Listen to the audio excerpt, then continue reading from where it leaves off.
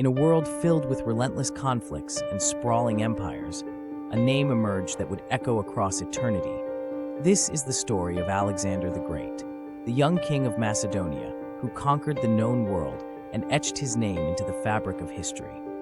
In 334 BC, at just 20 years old, Alexander embarked on a bold campaign against the Persian Empire.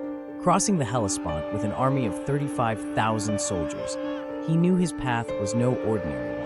It was to challenge the might of the largest empire on earth. At the forefront of every charge was Alexander himself, inspiring his troops with unmatched bravery and strategic brilliance. Against Persian cavalry and early artillery, Alexander relied on his elite companion cavalry to pierce through enemy lines like lightning. His tactical mind quickly made him a force to be reckoned with, not only as a warrior, but as a commander.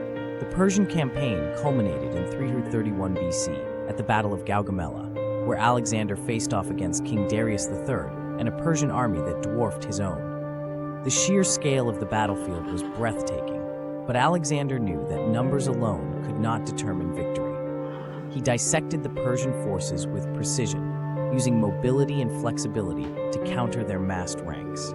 At the end of the day, Darius fled, and Alexander emerged victorious, crowned as King of Persia, ruler of one of the most powerful empires ever known. As his army marched eastward, Alexander entered Babylon, the beating heart of Mesopotamia. Greeted like a liberator rather than a conqueror, he was welcomed into the magnificent city with open arms. Towering structures, bustling markets, and intricate waterways surrounded him as he declared himself the new king.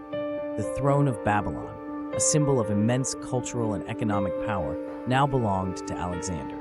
Yet his ambition was insatiable.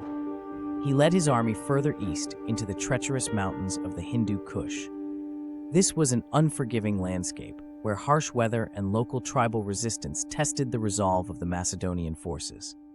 The tribes of Afghanistan used their terrain to their advantage, employing guerrilla tactics to stall Alexander's advance. But Alexander's ingenuity shone through. He adapted, constructing wooden bridges to cross raging rivers and launching surprise assaults to secure victory. Even the rain and darkness could not stop him.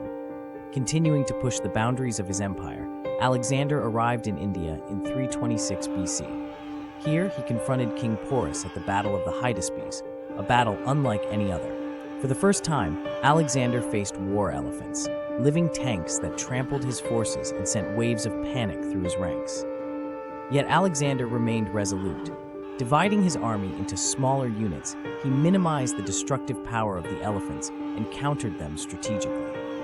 His soldiers, wielding their long sarissas, pierced the beasts and turned the tide of battle. At the end, Porus was defeated, but Alexander spared him and treated him with honor, embodying a leader who valued courage and nobility, even in his enemies. But it wasn't just conquest that defined Alexander's greatness. In 331 BC, he arrived in Egypt, where he was hailed as a liberator from Persian rule. It was here that he founded one of the most iconic cities in history, Alexandria. Situated at the crossroads of trade and culture, the city would become a beacon of knowledge, art, and innovation. Its legendary library and lighthouse symbolized the merging of Greek ingenuity with the riches of the Egyptian world. What set Alexander apart, however, was his vision for a united empire. A student of Aristotle, he embraced the power of ideas. Wherever he went, he spread Greek language, art, and philosophy, creating a cultural synthesis known as Hellenism. His soldiers didn't just conquer, they mingled with local populations, exchanging customs and traditions. Greek artists and scholars worked alongside Indian and Persian thinkers, fueling a legacy of cultural integration that would shape the world for centuries. But even the greatest ruler is mortal. In 323 BC, at the age of only 32, Alexander died in Babylon. His empire fragmented, divided among his generals, but his legacy lived on. The Greek culture he carried across continents became a foundation of Western civilization. And Alexandria, a city born of his vision, still thrives today, a testament to the genius of a man who dared to dream beyond borders. Alexander the Great wasn't just a king or a conqueror. He was a visionary, a bridge between worlds, and a force of transformation. His story is one of courage, brilliance, and ambition. And though centuries have passed, his name still echoes in the halls of history. Subscribe and join us for more incredible tales from the past, the stories that shaped our world.